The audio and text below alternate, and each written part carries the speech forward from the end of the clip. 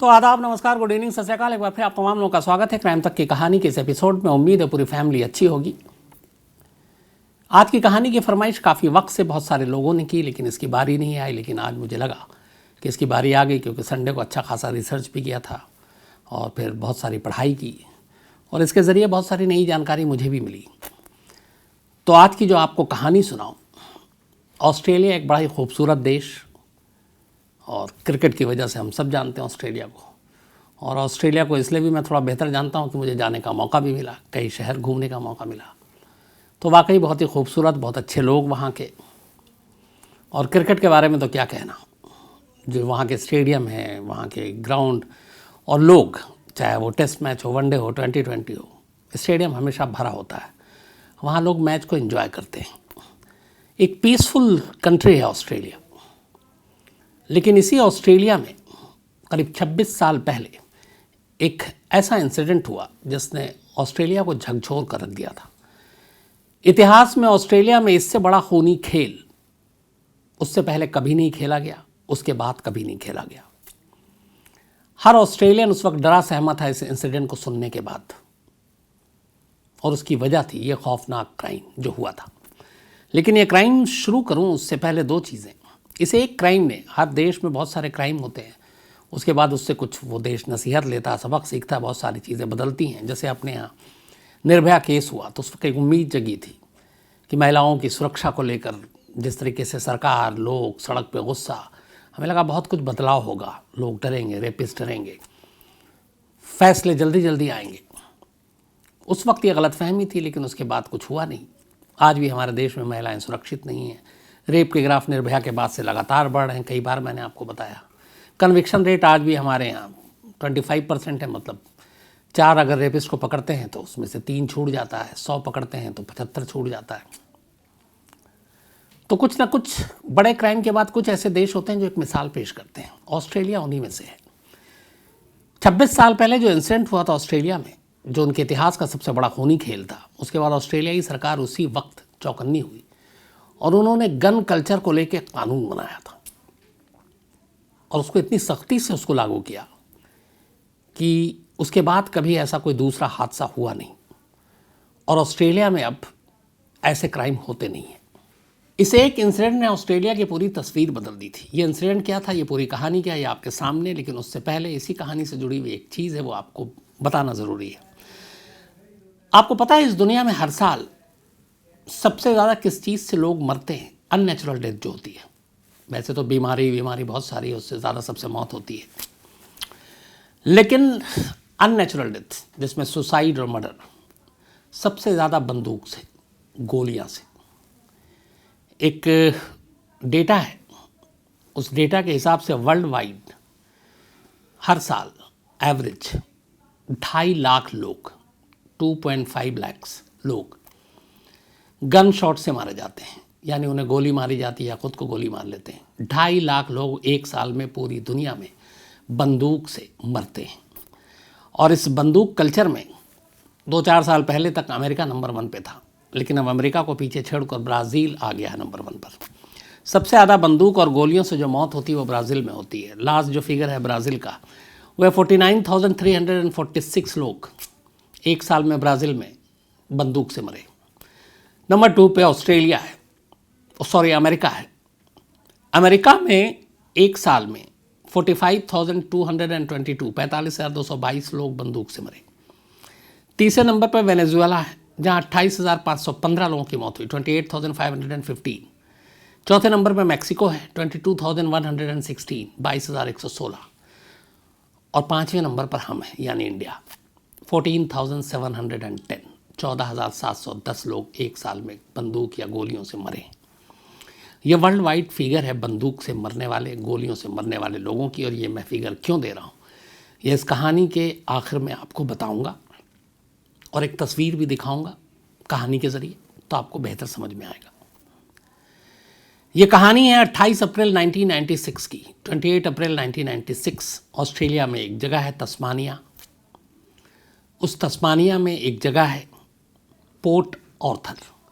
Port Arthur अंग्रेज़ों के ज़माने में, चूँकि ऑस्ट्रेलिया भी एक वक्त में अंग्रेज़ों का ग़ुलाम था, तो पोर्ट ऑर्थर एक बहुत ही बड़ा सा किला जिसके अंदर एक जेल हुआ करती थी।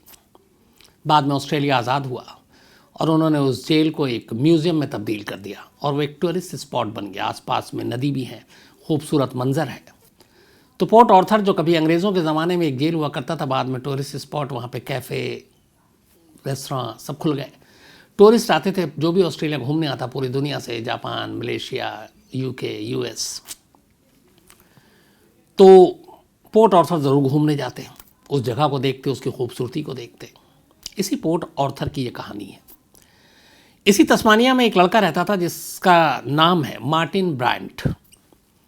मार्टिन ब्रायंट एक ठीक ठाक परिवार का लड़का, न बहुत अमीर न बहुत गरीब, लेकिन ये बचपन से ही आम बच्चों से थोड़ा जुदा था, थोड़ा अलग था। लोगों से घुलना मिलना उसे पसंद नहीं था, ज़्यादातर तन्हा रहता। जो पहली उसकी अजीब चीज़ बचपन में ही नज़र आया वो ये कि जब थोड़ा बड़ा हुआ तो जहाँ पे उसका घर था, उसके घर के इर्द गिर्द जब भी कोई पैरेट यानी तोता उसे दिखाई देता, वो गोली से उसे मार देता। उसे अपने घर के इर्द गिर्द तोता पसंद ही नहीं था। पड़ोसी भी उसकी इस हरकत से परेशान थे, लेकिन बचपन में उसने बहुत सारे तोता को मारा। धीरे धीरे बड़ा हुआ। जब वो बड़ा हुआ तो उसके फादर मॉरिस की कहानी ये थी उसके फादर की कि वहीं पे एक शॉप खरीदना चाहते थे, ब्रेड एंड ब्रेकफास्ट। एक छोटा सा ऐसा रेस्टोरेंट होता है जहाँ पे जैसे लोग एक रात के लिए आकर ठहरते हैं, सुबह ब्रेकफास्ट करते हैं और फिर निकल लेते हैं।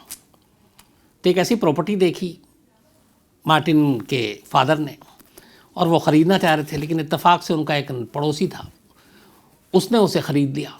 उन्हें बड़ा दुख हुआ, ये बात उनको अच्छी भी नहीं लगी। खैर उन्होंने दूसरी प्रॉपर्टी देखी, ऐसी एक ब्रेड एंड ब्रेकफास्ट रेस्टोरेंट का, लेकिन इत्तेफाक से उस पड़ोसी ने उसे भी ख़रीद लिया। इन्होंने हालांकि उससे कहा कि तुम हमें दे दो, बदले में इन्होंने ऑफ़र दिया था कि एक और भी जगह पे हम दे देंगे, लेकिन वो नहीं माना। शायद उन्हें नीचा दिखाना चाहता था या इस बिज़नेस में आने नहीं देना चाहता था। तो ये बात मॉरिस को बड़ी बुरी लगी। मॉरिस डिप्रेशन में चले गए और ये बात मार्टिन ब्रायंट को भी पता था, उसके बेटे को। थोड़ा वक्त बीता। एक रोज़ इसी इंसिडेंट के बाद जब ये मिला नहीं, रेस्तरां ख़रीदा नहीं, तो मॉरिस की लाश घर से कुछ दूर पर एक तालाब के किनारे पड़ी मिली। रहस्यमय मौत थी, लेकिन पुलिस ने कहा कि यह सुसाइड। मार्टिन ब्रायंट को यह लगा था कि उसके फादर शायद अफसोस में थे, चूँकि बिजनेस शुरू करना चाहते थे, जगह दी नहीं और जानबूझ के नेबर ने नहीं दी ताकि वो तरक्की ना कर सके। उसके बाद ये दिल में घर कर गई। इसी दौरान में मार्टिन ब्रायंट की दोस्ती अपने ही पड़ोस में रहने वाली एक लेडी से होती है, और वो लेडी उससे उम्र में काफ़ी बड़ी थी, करीब 20-30 साल बड़ी। और वो लेडी अकेली थी, अच्छी खासी अमीर थी, काफ़ी पैसा था, प्रॉपर्टी थी। तो उसके साथ दोस्ती हुई। हालांकि कहते हैं कि वो दोस्ती से ज़्यादा ही बात आगे थी, दोनों करीब थे एक दूसरे के, उम्र का बहुत फासला था। फिर कुछ वक्त के बाद अचानक एक रोज़ एक कार एक्सीडेंट में जो ये लेडी थी, इसका नाम था हेलेन हार्वे और ब्रायंट के बीच में दोस्ती थी। दोनों अक्सर कार में घूमा भी करते थे आसपास। एक रोज़ ऐसे ही कार में जा रहे थे और कार को किसी ट्रक ने टक्कर मार दी। हेलेन हार्वे की मौत हो गई। अस्पताल जाने के बाद अगले 1-2-3 दिन तक इलाज चला, उसके बाद वो बच नहीं पाई, मौत हो गई। मार्टिन ब्रायंट भी ज़ख्मी हुआ, लेकिन इसकी चोट बहुत गहरी नहीं थी, ख़तरनाक नहीं थी। मरहम पट्टी के बाद वो ठीक हो गया, लेकिन कुछ दिनों के बाद हेलेन हार्वे की अस्पताल में मौत हो गई। पर हेलेन हार्वे ने मरने से पहले अपनी एक वसीयत की, और उस वसीयत में उन्होंने अपनी सारी प्रॉपर्टी, कैश मार्टिन ब्रायंट के नाम कर दिया। अब एक बहुत अमीर लड़का नहीं, लेकिन अचानक उसकी दोस्त हेलेन हार्वे की मौत होती है और सारी प्रॉपर्टी का मालिक वो बन जाता है, बहुत सारे पैसे आ जाते हैं उसके पास। हालांकि बहुत सारे लोगों का ये कहना था कि जब भी कार में बैठता था मार्टिन, तो हमेशा स्टीयरिंग को अपने कब्जे में लेने की कोशिश करता था अगर कोई दूसरा भी चला रहा हो, और उनका कहना था कि उस दिन भी ऐसे ही हुआ और उसने स्टीयरिंग पे कब्जा करने की कोशिश की और इसी कोशिश के दौरान कार क्रैश कर गई।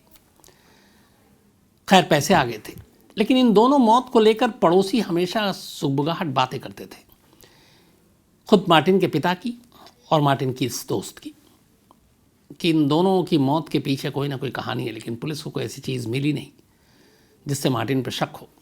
बात आई गई हो गई। इधर पैसे, वसीयत अपनी दोस्त की सारे आए। उसके बाद उसने वर्ल्ड टूर करना शुरू किया, खूब पैसे घुमाए उड़ाए।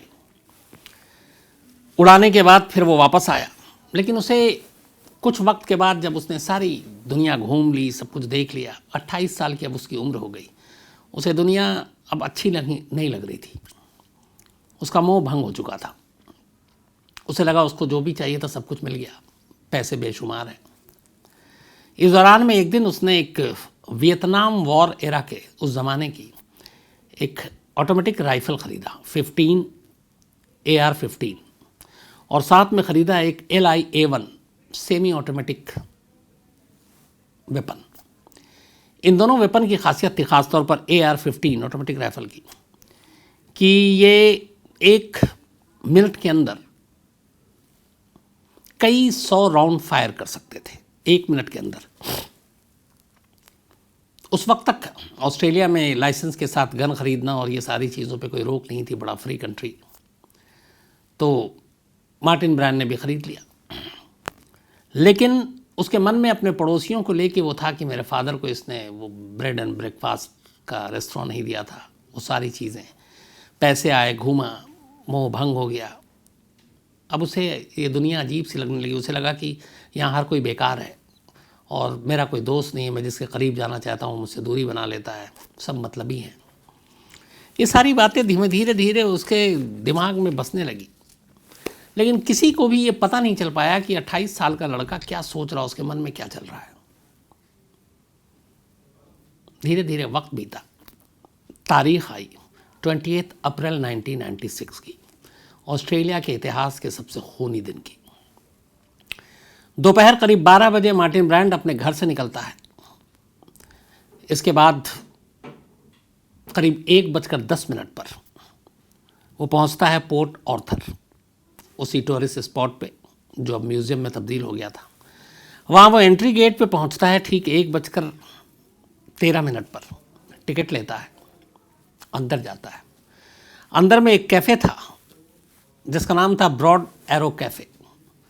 कैफ़े में वो लंच ऑर्डर करता है, खाना खाता है। उसके पास एक बड़ा सा बैग था, बैग को नीचे रखता है। कैफ़े के अंदर बहुत सारे उस वक्त सैलानी टूरिस्ट थे, अलग अलग देशों के। खाना खाने के बाद बाकायदा वो आराम करता वहीं कुर्सी पे बैठकर। फिर अचानक बैग खोलता है और उस बैग के अंदर से सबसे पहले वो AR-15 राइफ़ल निकालता है। उस वक्त दर्जनों लोग कैफ़े में बैठकर खाना खा रहे थे। बड़े तसल्ली के साथ वो बैग से राइफ़ल निकालता है और राइफ़ल निकालने के बाद टूरिस्ट की तरफ उसका मुंह करता है और ट्रिगर दबा देता है। मैंने जैसा कहा कि 1 मिनट में सेवरल राउंड फायरिंग होती है उससे। करीब 15 सेकंड तक उसने गोलीबारी की। इस 15 सेकंड में 12 लोग तो वहीं पे मर गए और बाकी बहुत सारे को, किसी को हाथ पे, किसी के पैर में गोली लगी। 15 सेकंड का ये खेल था। 15 सेकंड उसने गोली चलाई और उसके बाद कैफ़े से बाहर निकला। कैफ़े से बाहर निकलते वक्त भी वो लगातार फायरिंग कर रहा था, दाएं बाएं, जिधर मन करे उधर। कैफ़े से बाहर निकला तो सामने एक गिफ्ट शॉप था। टूरिस्ट स्पॉट पे अक्सर ऐसी चीज़ें मिलती हैं, वहाँ की निशानियाँ। अब वो गिफ्ट शॉप में घुसता है। उसके बाद वहाँ जाकर गोलियाँ चलाना शुरू करता है। कुछ सेकंड वहाँ फायरिंग करता है। 8 लोग वहाँ पे गिर जाते हैं, मर जाते हैं। गिफ्ट शॉप से निकलता है, कार पार्क की तरफ बढ़ता है। वहाँ पे बहुत सारे लोग कार पार्क कर रहे थे, कुछ लोग कार से उतर रहे थे। उसके बाद वो कार में बैठता है और बैठने से पहले वहाँ पे भी अंधाधुंध फायरिंग करता है। करीब 7 लोग वहाँ पे मारे जाते हैं। इसके बाद वो कार में बैठता है, गोली चलाते हुए वहाँ से निकलता है। तब तक इधर सारे सिक्योरिटी और बाकी गोलीबारी की आवाज़ सुनकर सब अलर्ट थे।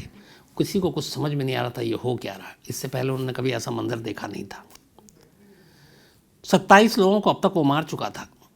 इस दौरान में वो कार रोकता है गेट के पास और उस कार के अंदर 2 लोग और थे। उनको वो बंधक बना लेता है और कार में ही लेकर निकल जाता है। फिर आगे एक टूल बूथ था, उस टूल बूथ के पास वो गाड़ी को रोकता है, फिर वहाँ फायरिंग करता है। 4 लोगों को वहाँ मारता है। अब इतने सारे गोलीबारी के बाद वो गाड़ी को तेज़ी से भगाता है वहाँ से और एक एस्केप जगह है वहाँ से कुछ दूरी पर। सी एस्केप के पास एक बोर्डिंग हाउस था, एक लॉज टाइप। वो गाड़ी को सीधे उस बोर्डिंग हाउस में ले जाता है, फिर वहाँ गोलीबारी करता है और अपने साथ 2 बंधक को अंदर ले जाता है। इस दौरान में इधर पोर्ट ऑर्थर पर इस गोलीबारी और इसकी खबर मिल चुकी थी। पुलिस पहुंचती है, घायलों को आनन फानन अस्पताल ले जाया जाता है। तब तक मीडिया में खबर आ गई, खबरें ऑस्ट्रेलिया में हड़कंप मचा हुआ है थोड़ी ही देर में, क्योंकि ऑस्ट्रेलिया ऐसे किसी इंसिडेंट के लिए कभी तैयार नहीं था, ना कभी ऐसा हुआ था। घायलों को एक एक कर अस्पताल ले जाया गया। अब इधर जो विटनेस था, एक गार्ड था, उसने देखा था, लिविंगस्टन नाम था उसका, वो बताता है। फिर टोल बूथ पे जब फायरिंग होती है तो टोल बूथ के विटनेस बताते हैं। पुलिस उसी रूट पे निकलती है।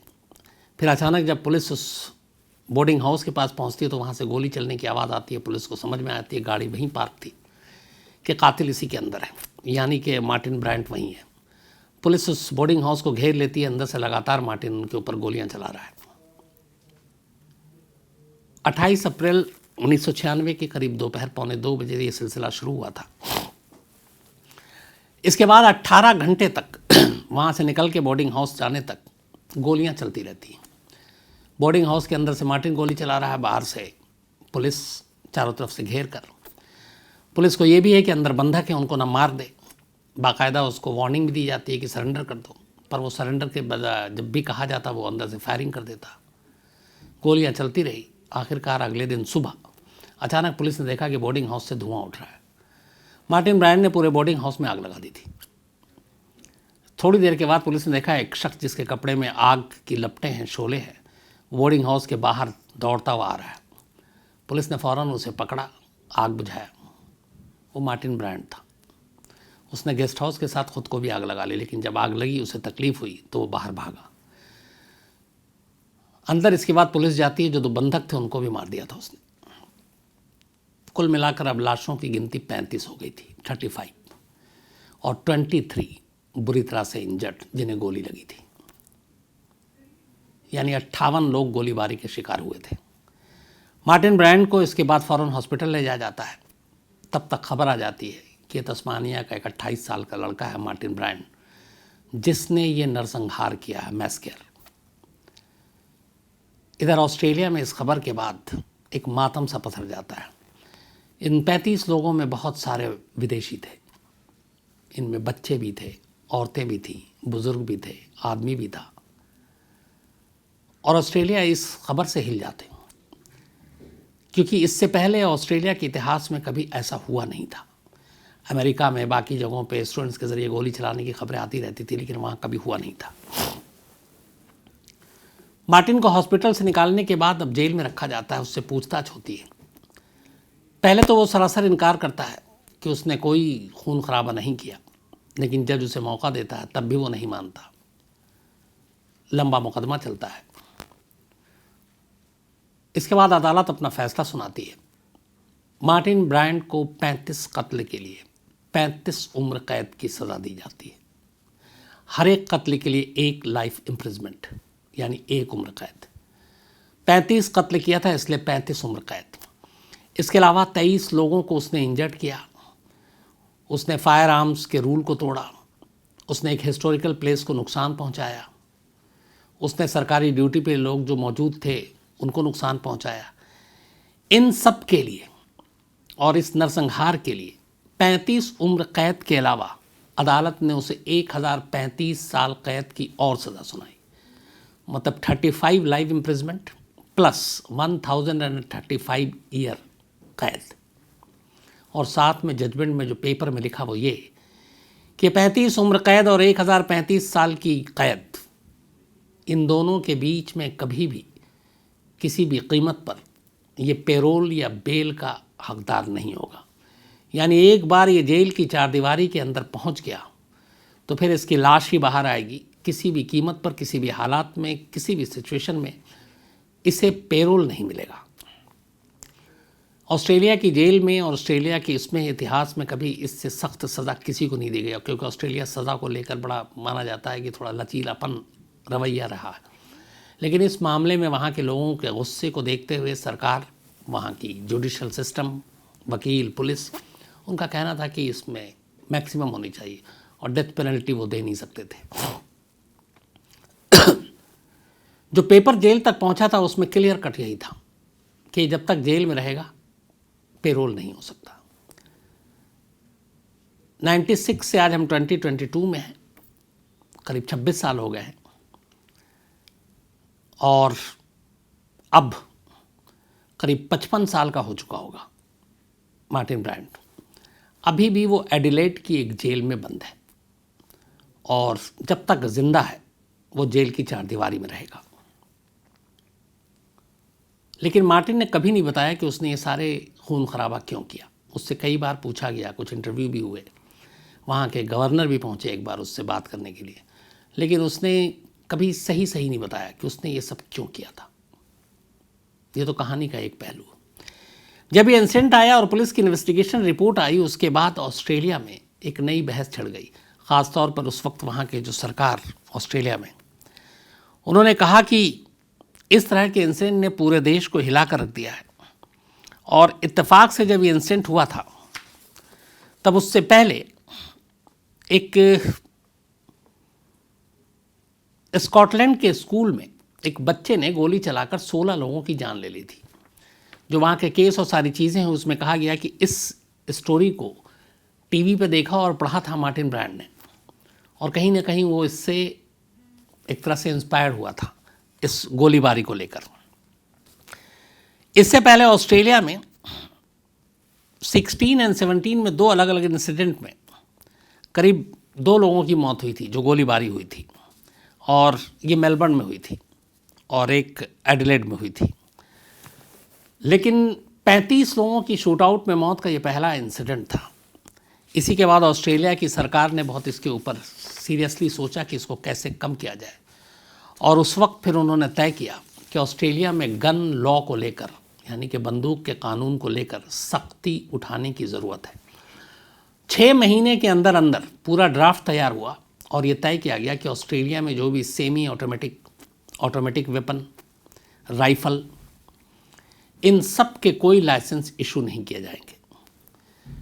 जिसको बहुत ज़रूरत है, जान का ख़तरा है, उसके लिए एक अलग से क्लॉज होगा, लेकिन आम लोगों को जो आसानी से अब ये पिस्टल, हथियार ये सारे मिल रहे थे, ये नहीं दिए जाएंगे। और फिर उन्होंने गन टेक पॉलिसी अपनाई, और जब ये पॉलिसी अपनाई कि जिन जिन लोगों को लाइसेंस पे बंदूक दे दिया गया वो अपने आप या तो वापस करें या फिर उनसे वापस लिया जाएगा। ऑस्ट्रेलिया के लोगों ने अपने आप आगे बढ़कर वॉलंटरी सारे गन जिनके पास जो जेन्युइन थे, लाइसेंस थे, सरकार को वापस किए। देखते ही देखते कुछ ही दिनों के अंदर 7 लाख हथियार, एक तस्वीर है इस कहानी में, मैंने दीपक को भी कहा वो डालेगा, आप देखिएगा, ये उसी वक्त की तस्वीर है। 7 lakh automatic, semi automatic weapon लोगों ने सरकार को वापस किए। उन सारे हथियारों को डिस्ट्रॉय कर दिया गया। बहुत सारे जो गन मैन्युफैक्चरर थे, बंदूक लॉबी, उन्होंने ऑस्ट्रेलिया की सरकार का ज़बरदस्त विरोध किया और कोशिश की कि यह कानून पास ना हो, क्योंकि ये उनसे बहुत बड़ी कमाई होती थी। लेकिन ऑस्ट्रेलिया की सरकार और वहाँ की फैमिली, वहाँ के बच्चे, इस इंसिडेंट ने उनके दिमाग पे ऐसा असर डाला कि उन्हें लगा कि ये आने वाले किसी भी बच्चे के लिए भी ख़तरनाक हो सकता है। और वो वैसे भी ऑस्ट्रेलिया, यूरोप में बहुत ऐसे, बल्कि अमेरिका में इंसिडेंट सुन चुके थे जहाँ स्कूल, कॉलेज में बच्चे फायरिंग कर देते हैं। ऑस्ट्रेलिया ने कहा कि हम अपने यहाँ ये नहीं होने देना चाहते, और इसीलिए उसके बाद वो ऐसा गन लॉ बना वहाँ पे जो आज भी जारी है।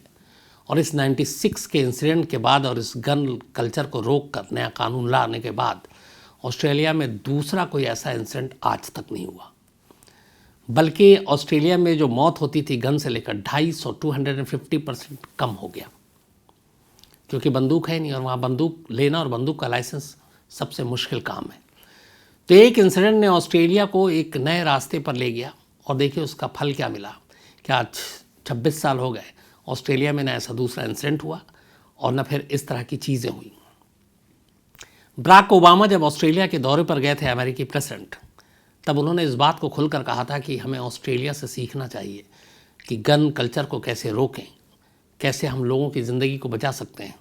उन्होंने ये भी कहा था कि जो 9/11 हुआ था उसमें तो जितने लोग मरे वो कुछ नहीं है जो अमेरिका में हर साल सिर्फ बंदूक से मरते हैं। एक फिगर आपको दिया ही, नंबर अभी 2 पे, उस वक्त अमेरिका नंबर 1 पे था, अभी ब्राज़ील नंबर 1 पर है। अमेरिका में हर साल 45,000 से ज़्यादा लोग बंदूक का शिकार होते हैं। 9/11 में कितनी जान गई थी। तो ये बराक ओबामा ने एग्जाम्पल दिया था कि हमारे लिए ख़तरा वो टेररिस्ट हमले तो ही हैं, लेकिन ये जो हर हाथ में आसानी से बंदूकें हैं जिनके पास, वो कहीं ज़्यादा बड़ा ख़तरा है। ऑस्ट्रेलिया का एग्जाम्पल दिया और ऑस्ट्रेलिया की सरकार ने वाकई ज़बरदस्त इस पर काम किया था। तो ये थी कहानी पोर्ट ऑर्थर की, उस खूनी इतिहास की जो ऑस्ट्रेलिया में इससे पहले कभी ना हुआ, न किसी ने सुना, न देखा और न उसके बाद कभी हुआ। एक 28 साल के सिरफिरे लड़के ने पल भर में 35 लोगों की जान ली थी।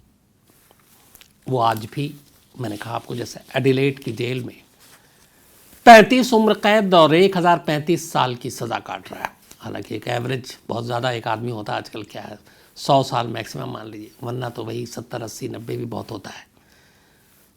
तो करीब 55-60 का हो गया है, कुछ साल और, लेकिन उसके खाते में जो है लिखा हुआ है 1035 साल, 35 उम्र कैद, यानी 35 बार जन्म लेगा तब जाकर कहीं ये सज़ा वो पूरी कर पाएगा।